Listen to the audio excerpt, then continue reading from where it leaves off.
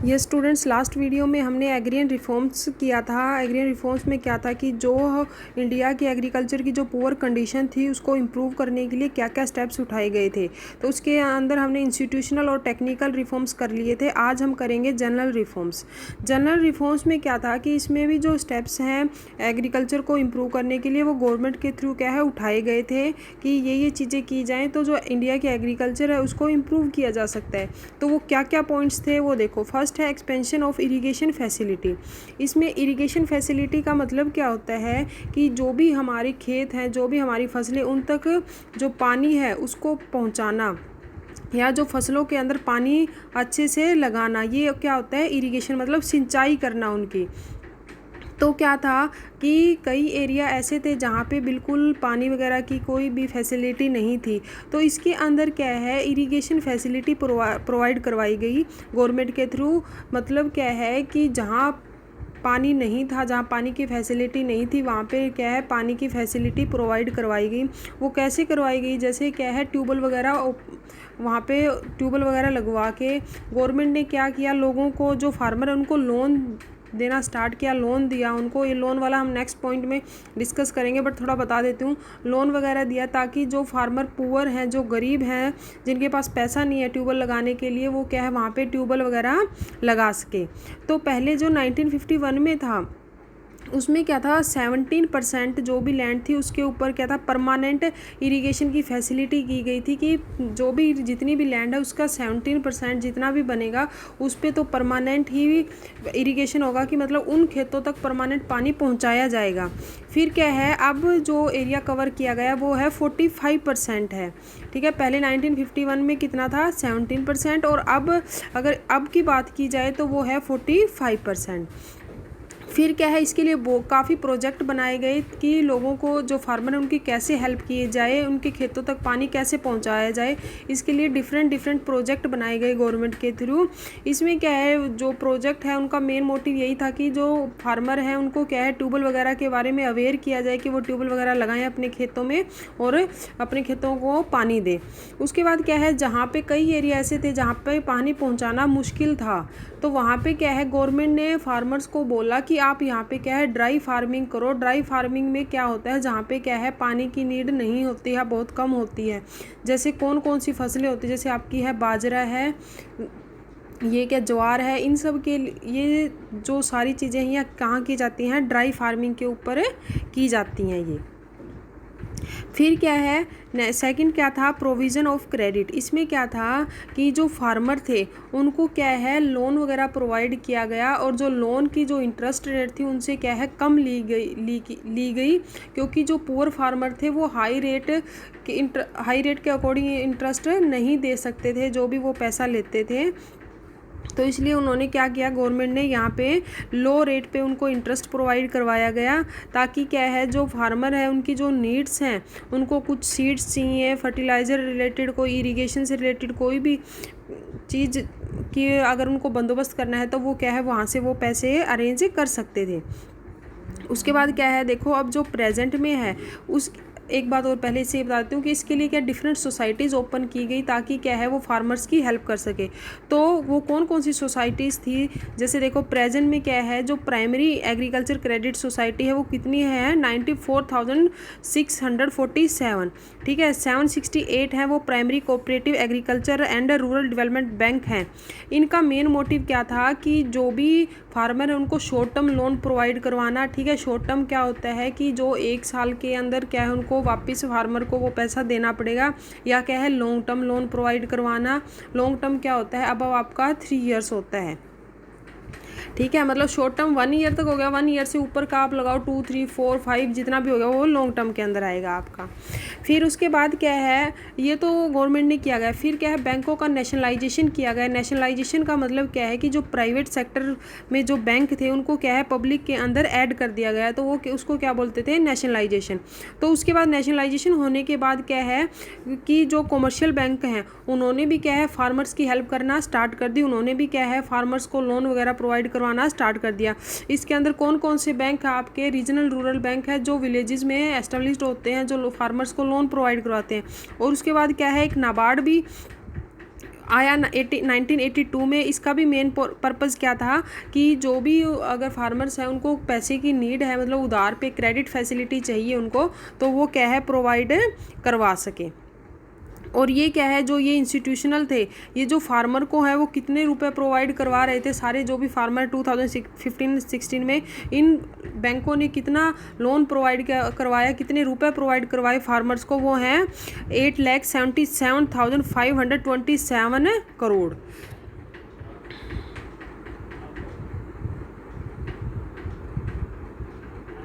उसके बाद क्या है आपका regulated market and cooperative marketing society. इसमें क्या है, गवर्नमेंट ने क्या किया कि जो फार्मर थे जिनको अपनी फसलें बेचनी थी उनके लिए क्या है एक मार्केट प्रोवाइड करवाया। मार्केट कैसे, जैसे पहले क्या करते थे जो फार्मर थे, उनकी जो भी क्रॉप होती थी वो अपने गाँव में ही कोई जो उनका बीच में होता था, जैसे लगा लो कि मैंने लास्ट वीडियो में बताया, जैसे कोई बनिया है उसकी कोई अच्छा बिजनेस है, शॉप है उसकी वहाँ, तो वो उसको दे देते थे और वो क्या है वो बनिया उनको क्या है पैसे दे देता था। बट क्या है उस टाइम क्या है ना उनको बार्गेनिंग भी नहीं आती थी उस टाइम फार्मर्स को। वो सोचते थे कि जितना इन्होंने दिया है ठीक है, इतने ही पैसे मिलते होंगे। बट क्या है गवर्नमेंट ने क्या किया, उस मिडल मैन को बीच में से क्या कर दिया, कहते मिडल मैन बीच में नहीं आएगा, आप खुद जाके मार्केट के अंदर क्या करोगे, जो भी आपकी क्रॉप है उसको आप सेल करोगे। मतलब क्या है कि डिफरेंट कंट्रीज़ के डिफरेंट पार्ट्स के अंदर डिफरेंट मार्केट प्रोवाइड करवाए, ताकि जैसे कोई एरिया ऐसा है जहाँ पे मार्केट नहीं था तो वहाँ पे क्या है मार्केट प्रोवाइड करवाया उन फार्मर्स को कि वो अपनी क्रॉप्स को क्या है वहाँ पे सेल करके आ सकें। और जो मिडल मैन जो पहले होते थे जैसे बनिया है, वो क्या करता फार्मर से लेता और मार्केट में जाके उसको हाई रेट पे सेल कर देता था उस क्रॉप को, तो वो बीच में किसका काम कर रहा था, मिडल मैन का। तो उस मिडल मैन को क्या कर दिया गया, वहाँ से रिमूव कर दिया गया और जो फार्मर थे वो सीधी कहाँ मार्केट में अपनी क्रॉप सेल करते थे और उनको जो उनकी क्रॉप के पैसे थे वो अच्छे मिल जाते थे। फिर क्या है कोऑपरेटिव मार्केटिंग सोसाइटी, ये किस लिए एस्टेब्लिश हुई, इनका मेन पर्पस था कि जो फार्मर की बार्गेनिंग पावर है उसको क्या करे इम्प्रूव करे, कि फार्मर को भी ये पता होना चाहिए कि मार्केट में जो भी फसलें हैं उनके क्या रेट हैं, वो भी क्या है बार्गेनिंग करें। जैसे क्या है अगर जो भी मार्केट में जो वो क्रॉप को ले रहा है अगर वो कहे कि मैं आपकी 10,000 के लूँगा, तो फार्मर को अंदर ये पावर होनी चाहिए कि वो ये कहे नहीं कि ये मैं 12,000 की दूंगा आपको। तो इसका मेन पर्पस था कि जो बार्गेनिंग पावर है उसको क्या करे इम्प्रूव करे।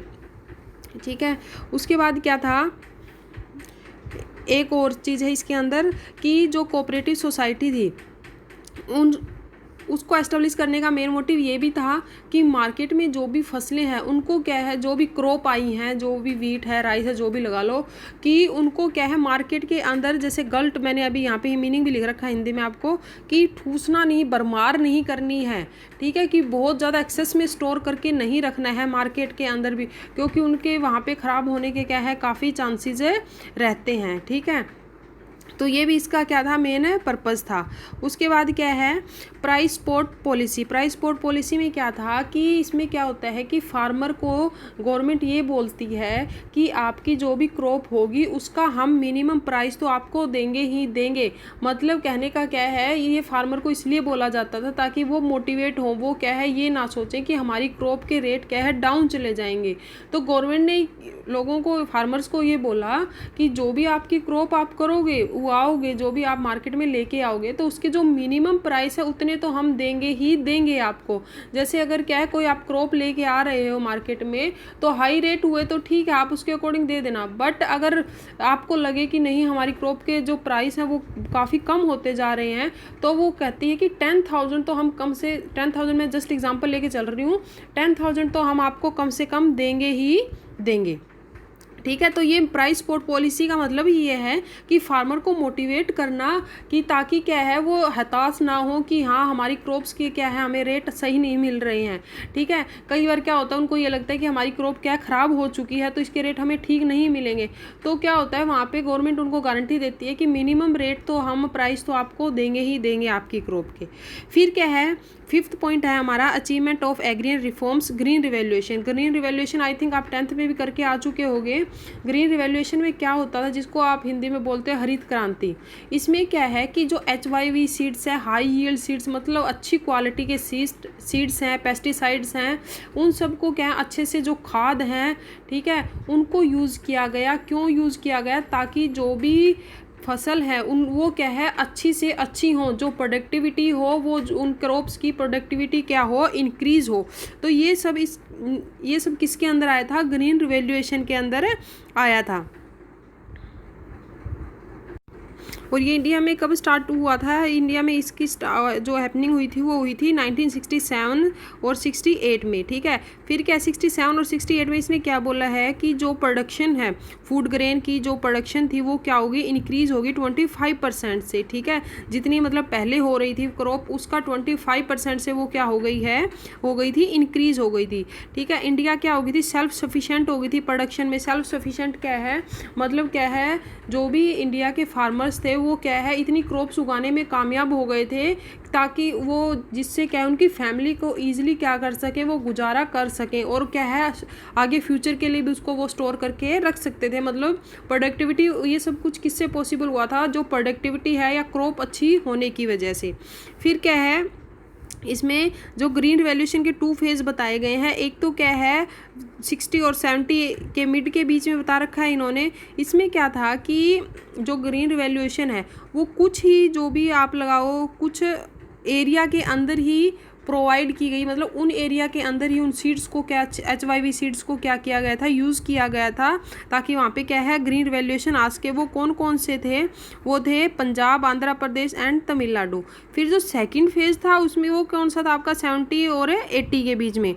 इसमें क्या कहा था कि जो भी ग्रीन रिवॉल्यूशन के अंदर मोस्टली एरिया कवर कर लिया जाएगा, इंडिया का जो भी मोस्टली एरिया है वो कवर कर लिया जाएगा। फेज़ 1 में तो सिर्फ क्या है पंजाब, आंध्र प्रदेश और तमिलनाडु था, बट इस सेकंड में क्या हुआ कि जो भी पूरे इंडिया का ऑलमोस्ट क्या है पूरा एरिया क्या कर लिया जाएगा, ग्रीन रिवॉल्यूशन से कवर कर लिया जाएगा। मतलब क्या है कि जो भी लैंड है उनके ऊपर क्या HYV सीड्स है, खाद वगैरह है, जो इंसेक्टिसाइड्स हैं, पेस्टिसाइड्स हैं, उनका क्या किया जाएगा, यूज़ किया जाएगा, ठीक है। फिर क्या है देखो इसकी फीचर्स क्या क्या हैं। सबसे पहले क्या है, स्पर्ट इन क्रॉप प्रोडक्टिविटी। मतलब क्या है कि जो भी क्रॉप की प्रोडक्टिविटी थी वो क्या हुई थी, इंक्रीज़ हुई थी, ठीक है। यहाँ पे एक लाइन आपकी कट है नीचे से, वो मैं आपको बता देती हूँ कि इसमें क्या हुआ था कि जो प्रोडक्टिविटी थी वीट की, ठीक है, वो कितनी लगाई गई थी, 3093 kg per hectare in 15 and 16, ठीक है। मतलब क्या है कि 15 और 16 में जो भी वीट थी वो उसकी प्रोडक्टिविटी कितनी थी, 3093 kg पर हेक्टेयर। और वही ये जो 1951 में जो प्रोडक्टिविटी थी वो कितनी थी, 660।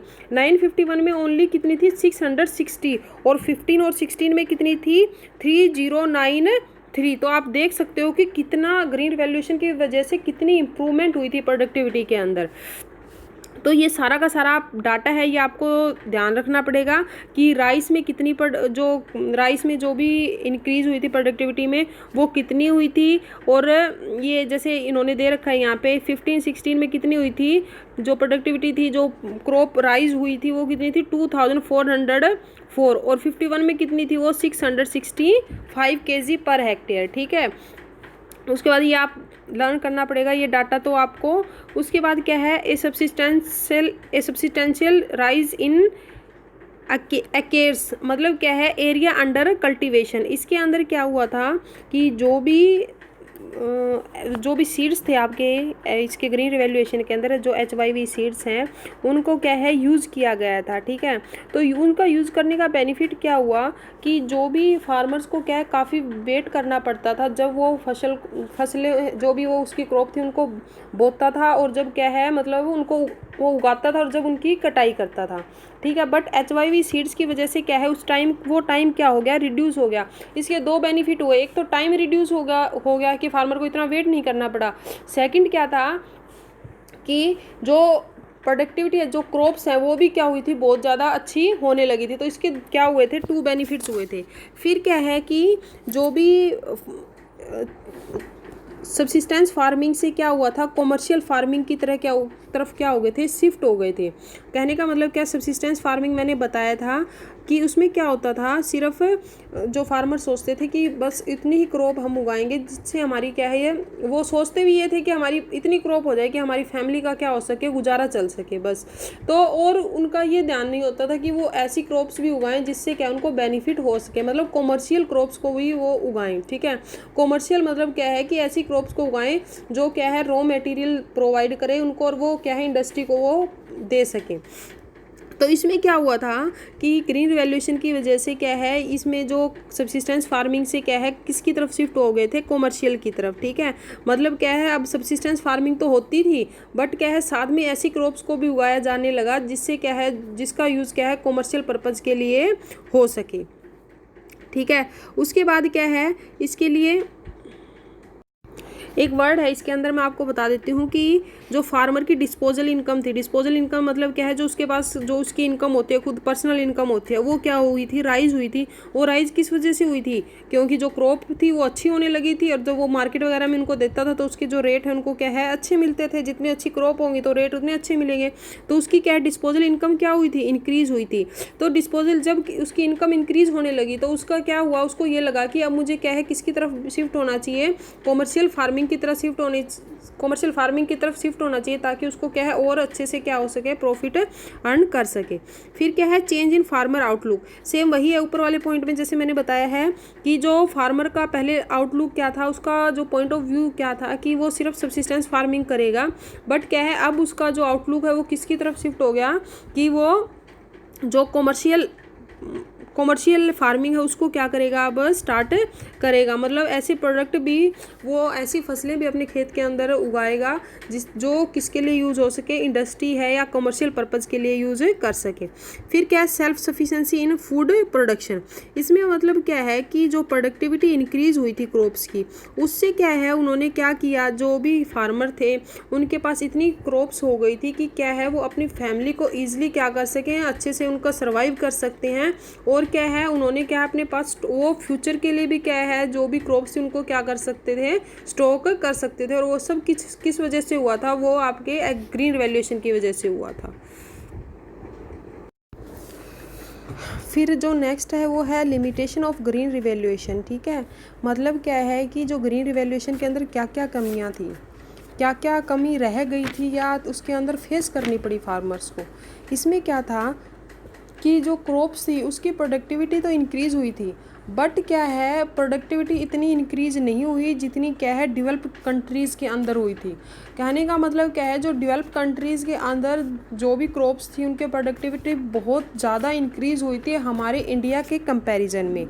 ठीक है, जैसे क्या है इंडिया के अंदर यहाँ पे दे रखा है कि जो वीट की प्रोडक्टिविटी थी वो कितनी थी, 2.8 टन। ठीक है, और वहीं प्रोडक्टिविटी फ्रांस में कितनी थी, 6.5, और यूके में कितनी थी, 7 टन।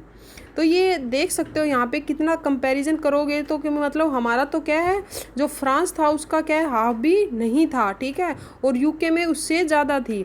और उसी तरह राइस में जो इंडिया की थी वो कितनी थी, 3 टन, और वहीं चाइना में कितनी थी इसकी, 6.7।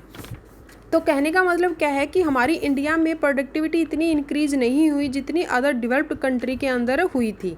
ठीक है, उसके बाद क्या है, इसमें जो लिमिटेशंस हैं मेन वो आपकी फर्स्ट है लिमिटेड क्रॉप। तो इसके अंदर क्या हुआ था कि ग्रीन रिवॉल्यूशन के अंदर जो क्रॉप्स, जो मेन क्रॉप्स थी उन किसके ऊपर फोकस किया जा रहा था, वीट और राइस के ऊपर। मतलब वीट और राइस में क्या है, HYV सीड्स हैं या इंसेक्टिसाइड्स हैं, पेस्टिसाइड्स हैं, या खाद लगा सकते हो आप कंपोस्ट, इन सब का क्या है यूज़ इन फसलों में ज़्यादा किया गया। बल्कि जो और फसलें थी जैसे क्या है कॉमर्शियल क्रॉप है, लाइक जैसे जूट है, कॉटन है, टी, इन सब में क्या है, या पल्सीज वगैरह, इन सब में क्या है इन चीज़ों का इतना यूज़ नहीं किया गया। मतलब क्या है कि मेनली जो फोकस था वो किसके ऊपर था कि वीट और राइस के ऊपर, कि सिर्फ इन्हीं फसलों के ऊपर क्या है हम ज़्यादा फोकस करेंगे। मतलब इनका प्रोडक्टिविटी इंक्रीज़ करना इंडिया में मेन पर्पज़ था। फिर क्या, इन इवन स्प्रेड, इसका मतलब क्या है कि ये हर एरिया, जो ग्रीन रिवॉल्यूशन था हर एरिया में इक्वली नहीं फैला। ये क्या कुछ एरिया में तो क्या है काफ़ी अच्छा इसने क्या है बड़ी अपनी अच्छी छाप छोड़ दी कि वहाँ पे बहुत अच्छी क्रॉप हुई। और कई एरिया में क्या है, इसका अच्छे से बेनिफिट नहीं उठा पाए फार्मर। कौन कौन सी हैं, जैसे देखो इन्होंने दे रखा है यहाँ पे पंजाब, हरियाणा, महाराष्ट्र, तमिलनाडु। इसमें तो क्या है, जो ग्रीन रिवॉल्यूशन है उसका बड़ा अच्छे से उसने अपना काम किया। उसके बाद बट क्या है, यूपी, बिहार, मध्य प्रदेश, उड़ीसा, इसके अंदर क्या है, इसका इतना बेनिफिट फार्मर्स नहीं उठा पाए। फिर क्या है, लिमिटेड फार्मिंग पॉपुलेशन। इसमें क्या होता है, जो ग्रीन रिवॉल्यूशन के अंदर जो भी पेस्टिसाइड्स हैं या क्या HYV सीड्स हैं, इनका यूज़ किया जाता है। ये क्या होते थे, कॉस्टली होते थे। तो जो स्मॉल फार्मर हैं, ठीक है, जो गरीब हैं या पुअर हैं, वो क्या है, इन चीज़ों को अफोर्ड नहीं कर पाते थे। वो क्या करते थे कि वो सोचते थे कि ये तो काफ़ी महंगे हैं, तो वो उनको नहीं ले पाते थे, नहीं परचेज कर पाते थे। तो और जो रिच फार्मर थे वो क्या करते थे कि ईजिली क्या करते थे कि हाँ, वो अरेंज कर सकते थे क्योंकि उनके पास पैसा था। और उसके अलावा अगर वो स्मॉल फार्मर ले भी लेते वो सीड्स, तो उनको क्या है, जो इरिगेशन की फैसिलिटी नहीं होती थी उनके खेतों में।